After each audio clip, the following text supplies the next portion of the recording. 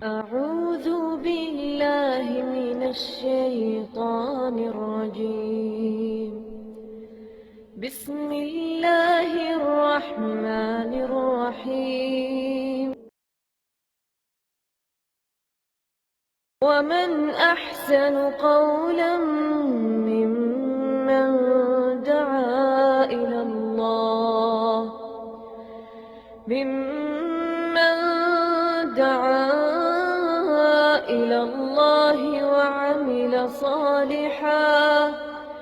وعمل صالحا وقال إنني من المسلمين.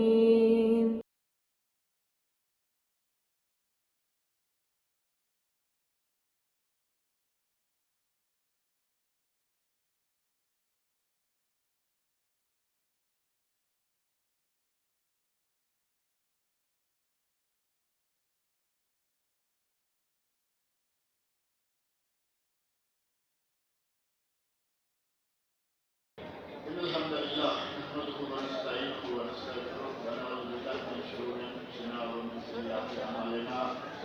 من يهده الله فلا مضل له ومن يضلل فلا هادي له. وأشهد أن لا إله إلا الله وحده لا شريك له وأشهد أن محمدا عبده ورسوله. أما بعد فأعوذ بالله السميع العليم من الشيطان الرجيم. شهر رمضان الذي أنزل فيه القرآن هدى للناس وبينات من الهدى والفرقان فمن شهد منكم الشهر فليصم.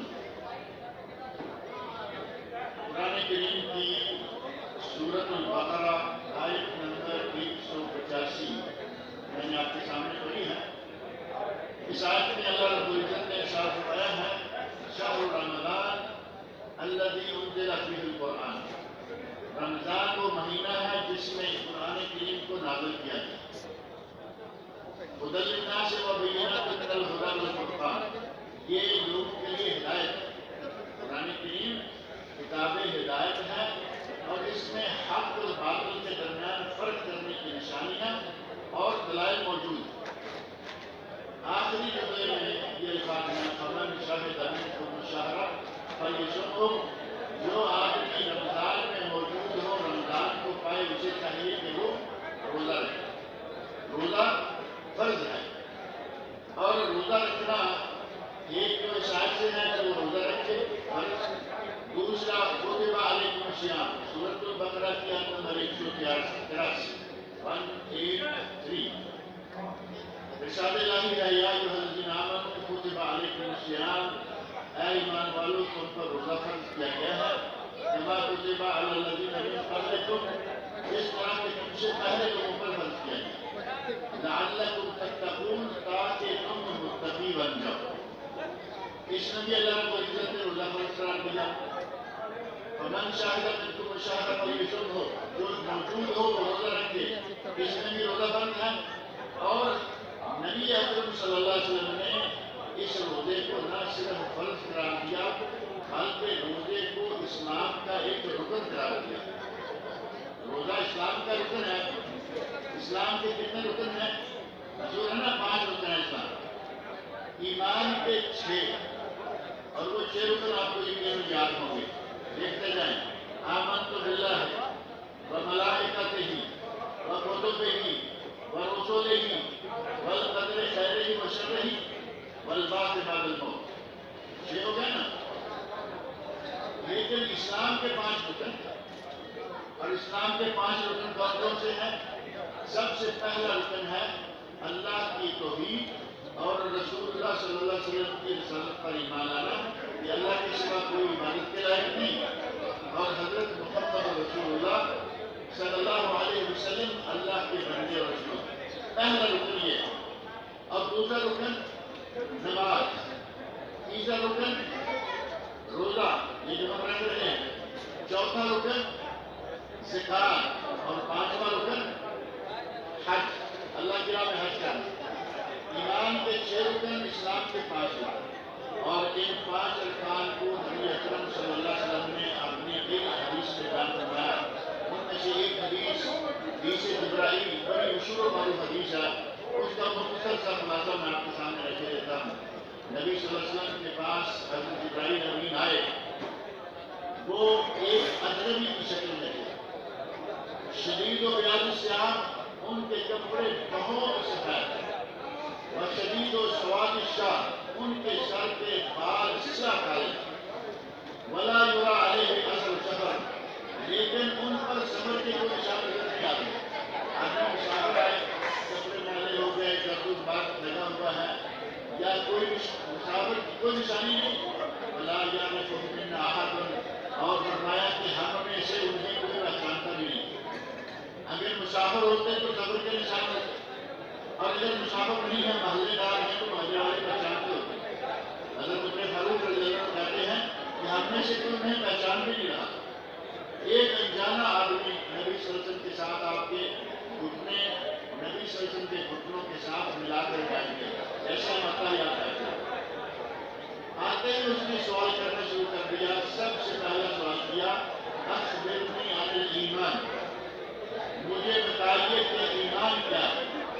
تو نبی صلی اللہ علیہ وسلم نے ایمان کی ایک چھ ارکان بھی بیان کیے، جو آپ کو انشاءاللہ تعالیٰ سب کو یاد ہے۔ میں نے بیان کیا، آپ کو یاد نہیں ہے؟ ہمارے یہاں تو شادی کرتے وقت مولوی صاحب پہلے کہتے ہیں ایمان کے ارکان سناؤ۔ اگر ایمان کو دلہا نہ سنا سکے تو اس کے لیے بارات کی موجودگی میں پریشانی ہوتی ہے، لہذا اپنی بارات میں پریشانی نہ اٹھانی پڑے، غیر شادی شدہ فوری طور پر ہی کرنے جاتا ہے۔ آمنت باللہ وملائکتہ وکتبہ ورسلہ والقدر خیرہ وشرہ والبعث بعد الموت۔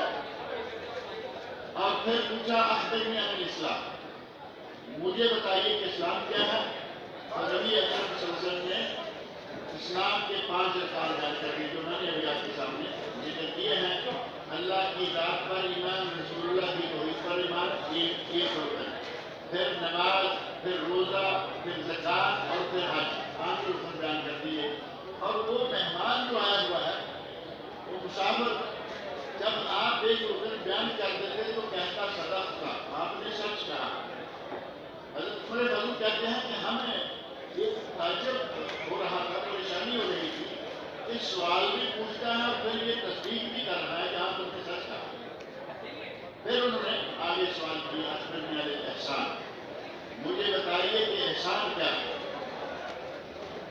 احسان نبی اکرم صلی اللہ علیہ وسلم کی زبان مبارک سے، ایک احسان تو ہمارا معروف لفظ ہے، کسی کے ساتھ تعاون کرنا، تو کہتے ہیں کہ آپ کا بڑا احسان ہے۔ یہاں وہ احسان مراد نہیں، یہاں احسان فی العبادہ، عبادت میں احسان کیا ہے؟ ان تعبد اللہ کانک تراہ، تم اللہ کی عبادت کچھ اس انداز سے کرو کہ جیسے تم اللہ کو دیکھ رہے ہو۔ جیسے دو آدمی روبرو باتیں کرتے ہیں، یعنی نماز میں مگن ہو کر ادھر ادھر کے خیالات کو دماغ سے چھٹک کر خالص اللہ کے ساتھ لو لگا کے اس طرح عبادت کرو۔ وَإِن لَّمْ تَكُن تَرَاهُ فَإِنَّهُ يَرَاكَ، اگر یہ نہ ہو کہ تم اتنے مرتبے پر پہنچ سکو کہ گویا تم اللہ کو دیکھ رہے ہو، تو کم از کم اتنا تو ہو کہ اللہ تمہیں دیکھ رہا۔ اگر یہ تصور بھی ہمارے دل میں آ جائے کہ ہم نماز پڑھ رہے ہیں اور اللہ ہمیں دیکھ رہا ہے، تو ہم یقیناً بڑی احتیاط سے، بڑی پابندی سے، بڑے احترام کے ساتھ نماز پڑھیں گے، کیونکہ ہمیں معلوم ہے کہ جب میسج آتا ہے نا کہ باس نے بلایا ہے، چیف نے بلایا ہے، تو اس وقت ہماری کیا حالت ہوتی ہے؟ اپنے ہی ٹیبل پر بیٹھے، جس نے ٹائی لگائی ہوئی ہے، ٹائی سیدھی کر رہا ہے، کوئی اپنے بالوں کو سیٹ کر رہا ہے، کوئی کپڑوں کو دیکھ رہا ہے کہ مجھے ابھی باس کے پاس جانا ہے۔ پھر وہاں جب تک باس کے سامنے کھڑا رہے گا، کسی کی ضرورت نہیں ہوتی کہ وہاں جا کے اپنی ناک میں انگلی ڈالے، کان میں انگلی ڈالے۔ ایسا کوئی کرتا ہے؟ نہیں کرتا۔ پوری توجہ کے ساتھ، پوری پابندی کے ساتھ سنتے ہیں۔ اللہ رب العزت کے سامنے کھڑے ہو کر پتہ نہیں کس طرح لوگوں کا جی چاہتا ہے کہ کبھی کان میں انگلی، کبھی ناک میں انگلی، کبھی داڑھی والا ہے تو داڑھی سے کھیل رہا ہے، مونچھوں والا ہے تو مونچھوں سے کھیل رہا ہے، نماز کے دوران اپنے بالوں کو نماز کے دوران سیدھا کر رہا ہے، کپڑے خراب ہو رہے ہیں نماز سے۔ نبی صلی اللہ علیہ وسلم ہیں فَإِن لَّمْ تَكُن تَرَاهُ فَإِنَّهُ يَرَاكَ، اگر یہ درجہ نہیں پا سکتے کہ نماز کے دوران تم اللہ سے باتیں کر رہے ہو، تم اللہ کو دیکھ رہے ہو، اگر یہ نہیں ہو سکتا تو کم از کم یہ تو تمہارا ایمان ہونا چاہیے ایمان ہو جائے تو پھر یہ حرکتیں کریں گے. اگر ہمارا یہ یقین ہو جائے تو پھر یہ حرکتیں نہیں ہوں. پھر آدمی پوری پابندی کے ساتھ پورے احترام کے ساتھ نماز میں مشغول رہے گا اور یہ حرکتیں نہیں کرے گا. اور پھر اس آئے سوال کر دیا اخبرنی عن الساعہ، مجھے بتائیے کہ قیامت کب آئے گی. اب نبی صلی اللہ علیہ وسلم نے جو جواب دیا وہ اچھی طرح ذہن میں رکھیں. نبی صلی اللہ علیہ وسلم نے ارشاد فرمایا مل مسئول بعلم من السائل، تم نے قیامت کے بارے میں سوال کیا ہے اور قیامت کا علم تم سے زیادہ مجھے بھی نہیں. یعنی تمہیں بھی قیامت کا علم نہیں اور مجھے بھی قیامت کا علم نہیں کہ قیامت کب آئے. اب نبی صلی اللہ علیہ وسلم نے قیامت کا علم نہ ہونے کی وضاحت کر دی کہ مجھے قیامت کا علم نہیں. تم جبرائیل ہو، تم رئیس الملائکہ ہو، تمہیں بھی قیامت کا پتہ نہیں اور مجھے بھی قیامت کا پتہ نہیں. اب جبرائیل علیہ السلام کہتے ہیں کہ ہمیں بتائیے کہ قیامت کی نشانیاں کیا ہیں. اس وقت نبی صلی اللہ علیہ وسلم نے قیامت کی کچھ نشانیاں بیان کر دی، لیکن یہ واضح کر دیا کہ قیامت کب آئے گی مجھے معلوم نہیں. ہمارے یہاں پاک و ہند میں ایک بڑا مسئلہ بنا ہوا ہے. ہم کہتے ہیں کہ نبی صلی اللہ علیہ وسلم عالم الغیب تھے. جو ہونے والا ہے وہ بھی علم تھا، جو ہو چکا وہ بھی علم تھا، جو آپ کے سامنے ہو رہا ہوتا اسے بھی آپ جانتے تھے، جو کہیں ہو رہا ہوتا اسے بھی آپ جانتے. ہمارے یہاں نہیں جو ہے عالم الغیب. عالم الغیب اللہ کی ذات کے سوا دنیا میں کوئی نہیں، آسمان میں بھی کوئی نہیں. فرشتوں کو بھی علم یاد نہیں. نبی صلی اللہ علیہ وسلم نے جبرائیل امین کے بارے میں فرمایا مل مسئول بعلم من السائل، اے مسئول میں مسئول ہوں، اے سائل تمہیں بھی معلوم نہیں قیامت کب آئے گی، مجھے بھی معلوم نہیں قیامت کب. اس کا معنی یہ ہوا کہ جو ہمارے یہاں نظریہ پایا جاتا ہے وہ ضعیف الاعتقادی ہے. نبی صلی اللہ علیہ وسلم عالم الغیب نہیں، نہ فرشتے عالم الغیب ہے، نہ ولی عالم الغیب ہے، نہ امام عالم الغیب ہے. عالم الغیب کون ہے؟ صرف ایک اللہ. وہ جانتا ہے جو کچھ ہونے والا ہے، جو کچھ ہو چکا ہے، وہ ہر چیز کو جاننے والا ہے. اس کے علاوہ کوئی یہ چیزیں نہیں جانتا. غلط یہ کہ نبی اکرم صلی اللہ علیہ وسلم نے اس حدیث میں جب پوچھا کہ اسلام کیا ہے تو اسلام کے 5 ارکان بتا دیے. ان میں سے ایک رکن روزہ بھی. قرآن میں 2 جگہ اللہ نے روزہ پر قرار دیا. نبی صلی اللہ علیہ وسلم نے اس حدیث میں رمضان کے روزے کو فرض قرار دیا. اور ایک اور بڑی معروف حدیث ہے، آپ کو یقیناً اس کا مفہوم معنی یاد ہوگا. بنی الاسلام علی خمس، فرمایا کہ اسلام کی بنیاد 5 چیزوں پر ہے. کہتے ہیں نا کہ اسلام کی عمارت 5 چیزوں پر کھڑی ہے. یہ آپ کے ذہن میں ہوگی بات لکھیں. اسلام کی بنیاد 5 چیزوں پر ہے یا اسلام کی عمارت 5 چیزوں پر کھڑی ہے. اور وہ 5 چیز یہی اللہ رسول پر ایمان، نماز، روزہ، زکوٰۃ اور حج. یہ 5 ارکان ہیں جن پر اسلام کی عمارت کھڑی ہے. اگر 5 ارکان میں سے کوئی ایک رکن، کوئی ایک ستون بھی گر جائے تو وہ عمارت قائم نہیں رہ سکتی. اگر کوئی آدمی تارک نماز ہے اس کا اسلام نہ کر سکتا. اگر کوئی تارک روزہ ہے اس کا اسلام نہ کر سکتا. اگر کوئی تارک نماز کے ساتھ نماز کا منکر بھی ہے، اس کے بارے میں آپ کو معلوم ہوگا کہ فتویٰ کیا ہے. اگر نماز بھی نہیں پڑھتا، نماز کا انکار بھی کرتا ہے تو وہ خارج ہے اسلام. نماز پڑھتا بھی نہیں اور نماز کی فرضیت کو مانتا بھی نہیں تو وہ اسلام سے خارج ہے. وہ باقی کام چاہے کرتا رہے لیکن اسلام کا انکار کرنے کے ساتھ ہی وہ اسلام سے خارج ہو جاتا ہے.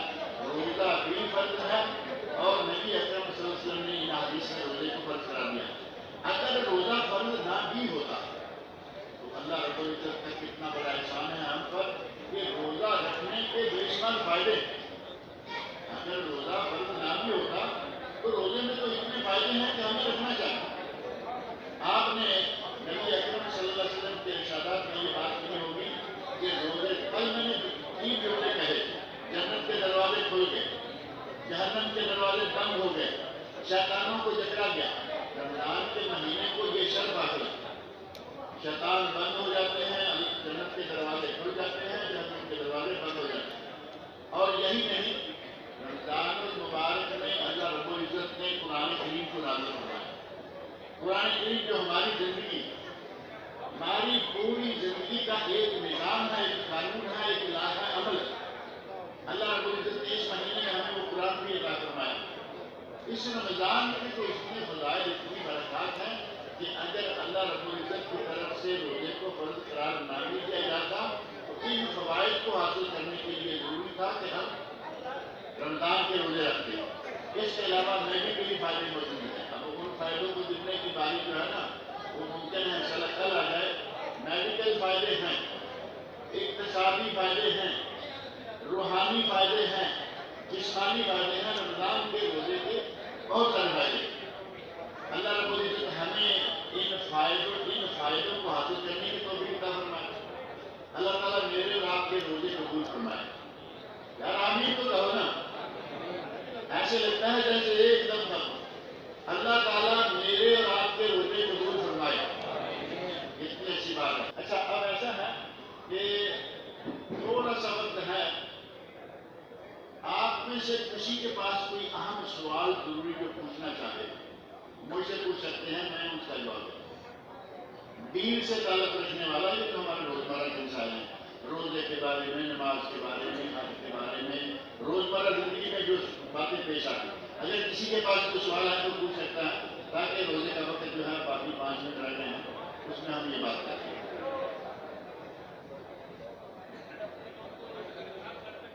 ہاں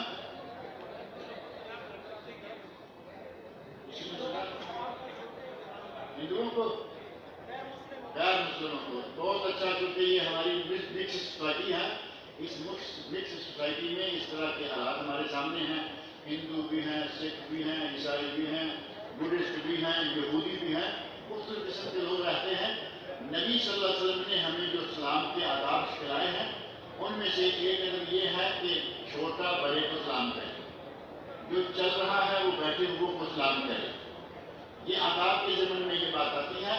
اور اسی طرح ایک ادب یہ ہے کہ غیر مسلموں کو السلام علیکم کہنے میں پہل مت کریں، وہ یہودی ہو، عیسائی ہو، سکھ ہو، ہندو ہو، بدھسٹ ہو، چاہے کوئی بھی ہو، مسلمان کو اللہ رب العزت نے معزز و مکرم بنایا ہے۔ قرآن میں اللہ نے فرمایا فَإِنَّ الْعِزَّةَ لِلَّهِ وَلِرَسُولِهِ وَلِجَمِيعِ الْمُؤْمِنِينَ وَالْمُؤْمِنِينَ۔ عزت جو ہے وہ اللہ کے لیے، اللہ کے رسول کے لیے اور مسلمانوں کے لیے، مومنوں کے لیے۔ کافروں کو چاہے وہ کتنا بڑا کیوں نہ ہو، اللہ رب العزت نے ان کو معزز قرار نہیں دیا۔ اور جو آدمی معزز ہوتا ہے اللہ رب العزت اس کی عزت کو دنیا میں بھی بحال رکھتا ہے۔ فرمایا کہ تم کافر کو کہو گے السلام علیکم تو معنی کیا ہوگا کہ تم پر اللہ کی سلامتی ہو، اور کافر اس لائق نہیں ہے کہ اس کے لیے سلامتی کی دعا کی جائے۔ اس کو تو زیادہ سے زیادہ یہ دعا دی جا سکتی ہے کہ اللہ تعالیٰ تمہیں ہدایت دے، اللہ تعالیٰ تمہیں مسلمان کرے، اللہ تعالیٰ تمہیں ہمارا بھائی مسلمان بنا دے، لیکن اس کو السلام علیکم کہیں نبی صلی اللہ علیہ وسلم نے اس سے منع فرمایا۔ آپ اس کو سلام نہ کہیں، سلام کرنے میں پہل نہ کریں، اور اگر کہیں راستے میں ایسے آنا جانا ہو جائے، آپ ذرا توجہ سے بات کرنا، کٹھے آنا جانا ہو جائے، راستہ تنگ ہے، ایک آدمی کو نیچے اترنا ہوگا تب یہ کراسنگ ہو سکے گی۔ مسلمان کو حکم ہے کہ وہ نیچے مت اترے۔ نیچے کون اترے گا؟ غیر مسلم، چاہے وہ کوئی بھی۔ اسی طرح اس اسلام کے پہل کرنے سے نبی صلی اللہ علیہ وسلم نے روکا۔ اب سامنے والا آپ کو سلام کہہ رہا ہے، ہندو ہے، سکھ ہے، کوئی بھی ہے، اس نے آتے ہوئے مسلمانوں کے پاس پہنچے گا السلام علیکم، جیسے کہ آپ کہنے میں ہے کہ وہ اسلام بھی کرتے ہیں، ماشاءاللہ الحمدللہ، ہندوؤں کو بھی آتا ہے۔ یہ یہاں ان ملکوں میں رہتے ہوئے یہ کلمات تو معروف ہے، بلکہ کئی دفعہ تو اسلام کر کے ملنے والے سے پتہ ہی نہیں چلتا کہ یہ مسلمان ہے یا ہندو ہے۔ ایسے ہی سبحان اللہ، ماشاءاللہ، الحمدللہ، ان کے الفاظ۔ لیکن اگر وہ آپ کو آ کے کہتا ہے السلام علیکم، وہ یقیناً السلام علیکم رحمۃ اللہ وبرکاتہ نہیں کہے، کیونکہ اس نے السلام علیکم ہی سیکھا ہوا ہے۔ اگر وہ کہتا ہے السلام علیکم تو اس کے جواب میں نبی صلی اللہ علیہ وسلم نے ارشاد فرمایا کہ کہہ دو وعلیکم، وعلیکم سلام نہیں، وعلیکم، اور تم پر بھی۔ اس نے اب جو کچھ کہا ہے، اس نے کہا کہ تم پر سلام کرو، آپ نے کہہ دیا تم پر بھی۔ اور اگر اس نے جان بوجھ کر دل میں بغض رکھتے ہوئے السلام علیکم کہا ہے آپ توجہ کرنا، وہ کہتا ہے السلام علیکم، اس کا معنی یہ نہیں ہے کہ تم پر سلام کی ہو، اس کا معنی ہے کہ تمہیں موت آئے۔ لام کے بغیر السلام، السلام کا معنی موت ہے۔ ہمارے یہاں عموماً بہت جلدی میں سلام کرتے ہوئے یہی کہیں گے السلام علیکم السلام علیکم، یہ نہیں، السلام علیکم پوری طرح لام کو شامل کریں، نہیں تو یہ دعا کی بجائے بد دعا بن جائے گی۔ السلام علیکم اور کہیں السلام علیکم تو وہ معنی کیا ہے؟ تمہیں بیماری آئے، تمہیں موت آئے۔ لہٰذا نبی اکرم سے فرمایا کہ پہل نہ کرو، وہ اگر کہتا ہے اسلام تو اس کے جواب میں صرف وعلیکم کرو۔ اگر مجھے پتہ ہی نہ ہو کہ سامنے والا کون ہے، ہاں، اگر آپ کو پتہ ہی نہیں کہ سامنے والا کون ہے، بیٹھے ہوئے لوگ ہیں، ان میں مسلمان بھی ہیں، کچھ ایک آدھ ہندو بیٹھا ہوگا، آپ وہاں مسلمانوں کی نیت سے السلام علیکم کہیں۔ ایک آدمی آ رہا ہے، آپ کو نہیں معلوم کہ یہ مسلمان ہے کافر ہے، السلام علیکم کہیں، دل میں یہ ہے کہ یہ مسلمان ہوگا، آپ کا سلام مسلمان کو چلا جائے گا، اس کو نہیں پہنچے۔ نماز تراویح میں امام موبائل سے دیکھ کے قرأت کرتے ہیں۔ نماز تراویح چونکہ نفل ہے، فرض نہیں ہے، فرض کے بجائے بعد جو کچھ بھی ہوتا ہے نا اس کو نفل سنت بہتر جو بھی ہے۔ اگر کوئی آدمی قرآن کریم کا حافظ نہیں ہے اور وہ بہت سارے لوگوں کو جماعت کروا رہا ہے، زیادہ قرآن اسے نہیں آتا اور لوگ قرآن سننا چاہتے ہیں، رمضان کا مہینہ میں ہر کسی کی خواہش ہوتی ہے کہ قرآن سنو، اگر لوگ قرآن سننا چاہتے ہیں وہ حافظ قرآن نہیں تو وہ اپنے ہاتھ میں چھوٹے سائز کا کوئی قرآن پکڑ کر یا موبائل میں، جیسے کہ آج کل موبائل میں قرآن مجید ہوتا ہے، موبائل سے قرآن مجید کھول کر ہر رکعت میں تھوڑا سا پڑھ سکتا ہے، کوئی حرج نہیں ہے، لیکن فرضوں میں یہ کام نہ کرے، پہلی بات۔ اور دوسری یہ کہ امام کے پیچھے جو لوگ کھڑے ہوتے ہیں عام، وہ لوگ یہ کام نہ کریں۔ آپ دیکھتے ہیں حرم میں لوگ پیچھے پوری شبوں میں کئی لڑکوں نے قرآن مجید پکڑا ہوا، نہیں، امام کی ضرورت ہے، مجبوری ہے، اور پیچھے والوں کی کوئی مجبوری نہیں ہے۔ اللہ رب العزت میرے رات کے روزے قبول فرمائے، صیام و قیام جتنے بھی ہیں ان کو قبول کرے، آئندہ کی توفیق عطا فرمائے۔